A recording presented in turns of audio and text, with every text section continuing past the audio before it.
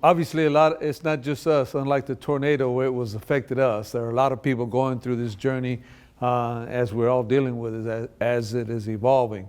Once again, I'm very proud of my team for trying to think of everything, but I'm sure we haven't thought of everything. From feeding kids if they have to be out, by keep people calm and understanding what we're going through, but also understanding the ever-evolving nature of what we're dealing with that nobody has really dealt with. I'm very, very pleased with the county and the health department and how even 2-3 weeks ago they started communicating with us about this matter, and so we've been in very close contact. And we also have a lot of responsibility because the parents are depending on us to help them with their students during this whole time. And so right here we're at the edge of our spring break. And we're very fortunate that we actually had a board meeting scheduled, and our board president asked us to update them with the plan, and you saw it, so I'm not going to repeat the elements of the plan.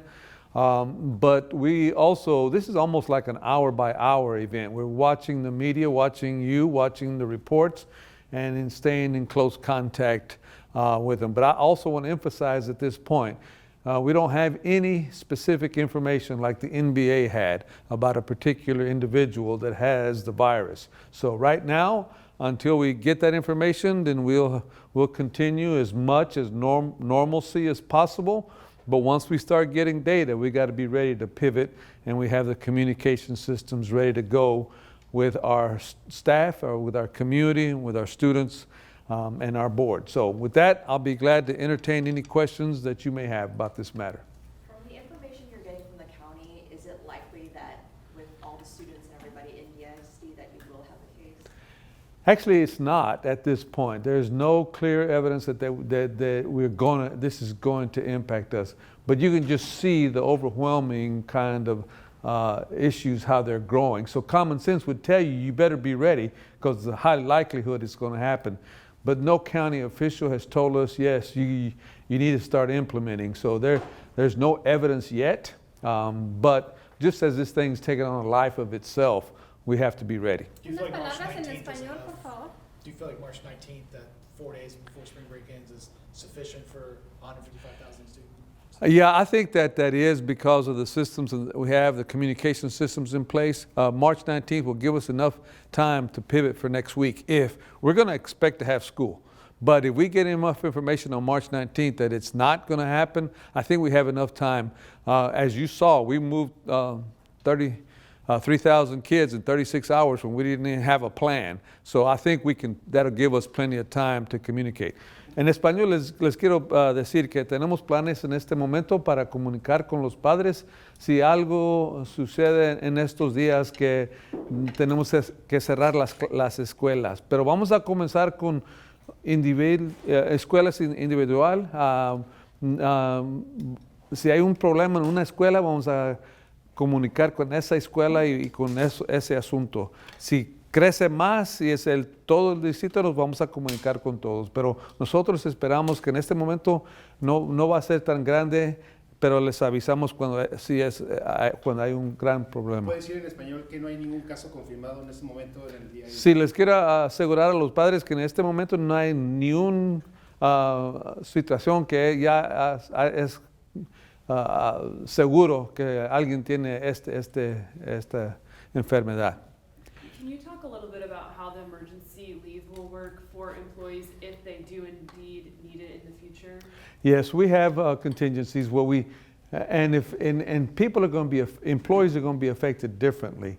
And what the irony is that they can't test every employee. Even though they're sick, we're telling them stay home, but they don't want to stay home because they don't want to use up their sick leave. We're just asking them, have common sense, communicate with us, give us an email, and we'll work with you and we'll be flexible. But because we don't want them to go to the doctor and get a doctor's note, because then that's going to jam up the hospitals and the doctor's offices, and they need to be prepared to deal with people with very severe issues. If they want to go to the doctor, great, but we're not going to force them that so they won't lose their salary. And this applies to our custodians, it applies to our teachers, it applies to our administrators, so we're going to be fair with our employees. So what about the students? There appears to be a disconnect over, you're saying we want the staff to feel like they can stay home if they don't feel if they don't feel well. But with kids, attendance policies are still the same. There's a disconnect. Well, actually, the state has been very flexible in giving us credit if the students determine to stay home. We will not get penalized for average daily attendance. The state learned that hard lesson during Hurricane Harvey. So now, since then, they've passed a bill that gives the state more flexibility. We want the students to stay home because if they come to school and they're sick, they're going to spread this virus. And so we want them to stay home if they are sick. So we have the same approach for both students and employees.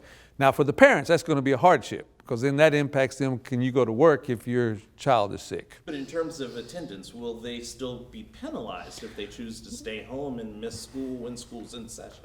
And as this was described, we have very strict protocols. If you miss a certain amount of days, you can't get credit. But that can be waived. And that can be waived on a case-by-case basis, and it also can be waived by the state on a grander basis if they have evidence that this is a systemic problem for the entire area. I know it was touched on briefly, if an extended learning environment would have to occur, what are your concerns about connectivity for so many kids in the district? Yeah, I am concerned. I'm proud of what we've put together on the fly, but I am concerned that it depends on how long it lasts. That's why I think that it depends on what happens between now and next week.